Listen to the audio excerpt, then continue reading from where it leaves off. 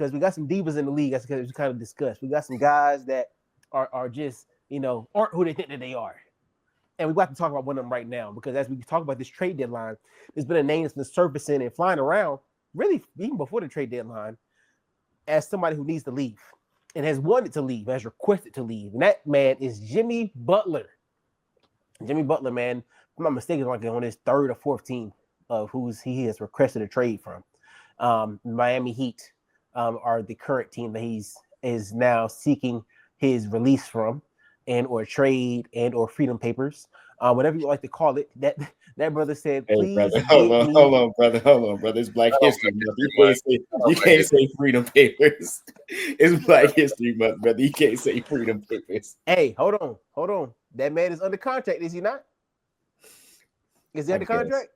I guess. Does he want to be free? But by that analogy, he really going from one plantation to another one. He's like, can I go to the one down the street? I mean, yes, this is true, but he's trying to choose where he got to go. And I want the plantation in Phoenix. I don't want to be in Miami. Yeah. And so we come up and we bring up this Jimmy Butler conversation, man. And I know the note said, will he be traded? It does not seem that the Miami Heat want to trade him. And the trades that was in place or was talked about recently that I read about was with the Golden State Warriors. And Jimmy said, well, I don't want to sign an extension, so I'm not going there. So we seem to be in this stalemate of who is going to budge. Jimmy has thrown numerous tantrums this season, and because he's not gotten his way. Throughout his career. But I'm just talking specifically right now. Like I said, this is not the first team he's done this with. He's done this with multiple teams. So with this team in particular, it's kind of like, what does he want? What can make him happy? What do y'all think that he truly wants? Because it's not an extension. He doesn't. It's not about the money, clearly. Because if it was about the money, he went to Golden State and went ahead and took the extension. You feel me? So that's clearly not it. Like, what is it that y'all think he wants? I think he wants to win.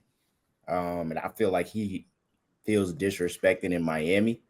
And we've seen throughout the years where players have felt disrespected in situations or didn't want to be somewhere, and they have the right, they have the power to get up out of there. But it's when we talk about power and we talk about Miami, like, Pat Riley not going for that, bro. He is not going for that. Like, not at all. He already had LeBron, he had D Wade, he had Shaq outside of his prime, but he has a track record with star players, and Jimmy has his track record with trying to get out of situations. But we gonna see, man. I do ultimately think that Jimmy will be traded. I don't think he's gonna be on Miami the next coming days, but we gonna see, man. We gonna see. Yeah, I agree with Hundo. I feel like, man, if you go actually look at the numbers, Jimmy has been very average throughout the season. I think we're infatuated with playoff Jimmy, obviously, because we know that he can play both sides of the court. But it's just like it only comes in spurts. And the money that he wants, and I think in terms of the years and the number, I think he thinks his leverage is higher than what it actually is. I don't think a lot of teams are willing to give him a max contract, nor want to trade a lot of assets for him. And I just feel like low-key the NFL comp is like, without the CTE, of course, but this could easily turn into Antonio Brown, where it's like, man, you're trying to make all this noise and try to be this diva, but you don't have that same leverage in the league that you think. And it can easily be he turns into a journeyman after this, because I think a lot of teams aren't willing to bet their entire house on him, nor willing to pay him. So I don't even know if Phoenix is going to where. I know that's where he wants to go. But, I mean, Jimmy's a great piece, but I don't know if I'm just selling the farm for him anymore. And I also think, too, like, if you're somebody like a Phoenix, right, who brought in a Bradley Beal, and now Bradley Beal's coming off the bench, you got a Nurkic that is not in the rotation anymore, and he's getting into it with Budenholzer.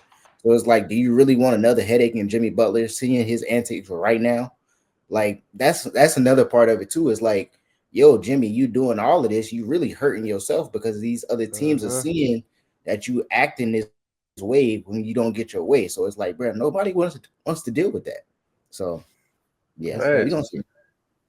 And it's gonna piss me off because it's like, man, like if you know Jimmy's story, man, he come from humble beginnings. This is like you're acting like this isn't a blessing, bro. Like even the money that you're getting, like obviously I know that he probably got slighted in the organization. Somebody probably said something, but it's like the fact that you're not even playing, man, like you might be messing it up for some other old heads that are trying to get the contract. I'm just saying it's like just go and play the game. Like let your words speak on the court. And I think if you did that, now everybody's gonna be for you. But it's like the more he talks and the more he just acts out, it's not cute anymore because he's not looking like playoff Jimmy when he's on the court. That's all I'm saying.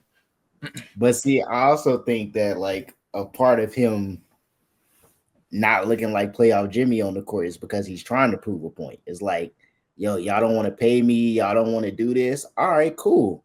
I'm gonna just be a decoy out here, like we talked about earlier. Like, with the people on the Spurs be a decoy. It's like, okay, I'm gonna just be a decoy. Y'all don't want to pay me, y'all don't want to respect me, y'all want to talk to me crazy. All right, cool. So when I do step on the court, this is what I'm gonna do. I mean, maybe that's a part of it too. But like I said, it's just hurting him in the long run. It ain't really hurting Miami because you missing out on your money and you playing bad, and it's giving you a bad look around the league. So we don't see. Yeah, I think at some point, bro, you got to grow up. I mean, Jimmy been in the league a minute. Jimmy, what, mid-30s, 35, 36 now? Gotta be at least. Like 34. So it's like, I mean, bro, like, you've had the time to, like, lead your team, and that was in Miami. You know what I'm saying? Miami was a team that he led. He led them to a finals. He didn't win.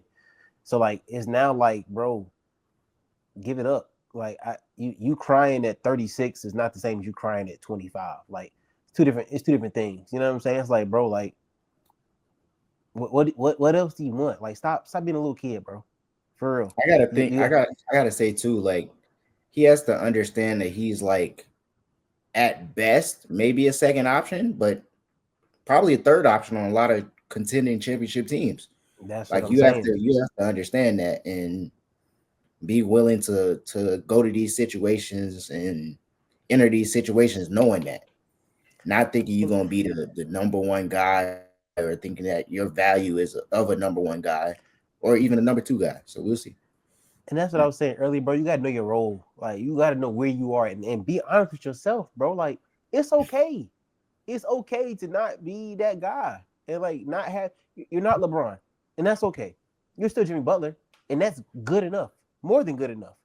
You know what I'm saying? Like, I don't know. I think he thought he does. He probably was. He wants to go to Phoenix. Clearly, he does because he doesn't want to go play with Steph. Clearly, I don't know. Like, I don't. And like I said, the fact that we've just seen this from Jimmy before, like really, like Collins, it pisses me off. It's like, bro, like this. If this is your first time doing this, cool. He did the same thing in Minnesota, literally. So it's like you haven't learned your lesson yet, bud. Like, you still throwing the same tantrums, and the results are still the same. You haven't won a championship yet. So it's like, what are you really trying to get after? Because I think the whole thing in Minnesota was like, oh, I want to be that guy. Well, you went to Miami and you were that guy, and you didn't finish the job. So now it's like, what are you trying to do? What are you trying to prove? And like I said earlier, it's clearly not about the money because Golden State wanted to sign them to an extension. They were. That's all. I think that's the only, if I'm not mistaken, the only thing in that report that said that they wanted to sign him to an extension, which is why they couldn't complete the trade because he didn't want an extension with them. And so it's like, where do you think that you're going to go at 36 and get? I don't know how much money you want, but also still be that guy. Like, what team do you think wants that? And like Collin said, you're kind of ruining your reputation right now, where even not even really necessarily ruining it, but adding to what people already think about you, because the stink of Minnesota really never got off of him. He just was hooping. So now that stink is back, and it's like, I don't want to have to deal with this, and I don't have to deal with this because I can go get Luka. So I can go get whoever, and I don't have to deal with that particular thing if I don't want to. Mm-hmm. I want somebody to come in, do their job, and go home. That's not Jimmy right now. Jimmy wants to be loud, and right now he's being loud and wrong. And I hate that for Jimmy because Jimmy's a good player, bro. Like, He could be hooping. He should be hooping. And you letting your teammates down. Like, you're just really being selfish. You're really being selfish, and it's like it's really hurting nobody but you. And he doesn't even care. So some people just really just be lost, bro. Ego and pride, man. Yeah. Ego and pride go. and let that pride go, brothers. And that's why I made a comparison to AB. Because I mean, AB was a killer, even when he Yeah. went to Las Vegas. But it's like the Yeah. foot thing. Then you call Yeah. Mayock a cracker. And then it's like these Yeah. tantrums, even on Hard Knocks. And it's like even when he went to the Bucks, it's like everybody was excited because we know he could kill with Tom. But then you get into it with Tom, and then the infamous him with the Jets game, taking his clothes off and then running around the That was field. surreal. That's not even cute anymore. And that's where that's where Jimmy is starting to enter. And I think Jimmy got to understand these owners, they obviously are friends with each other. And once you piss Pat Riley off, I don't think you don't know the effect that it has on the rest of the league. You can easily get blackballed and be on the big three quickly. So I'm just saying, it's like he needs to count his blessings while he got it, man. That's facts. And I think people are mistaken LeBron James' 40-year-old self for their 40-year-old self. And it's not the same, brothers. It's not the same. Like, it's a lot of y'all that's gonna be hitting that late 30s period and need to be go ahead and sign on papers for retirement. Hey. Some of y'all are not playing into your 40s like LeBron, bro. And it's just not gonna work.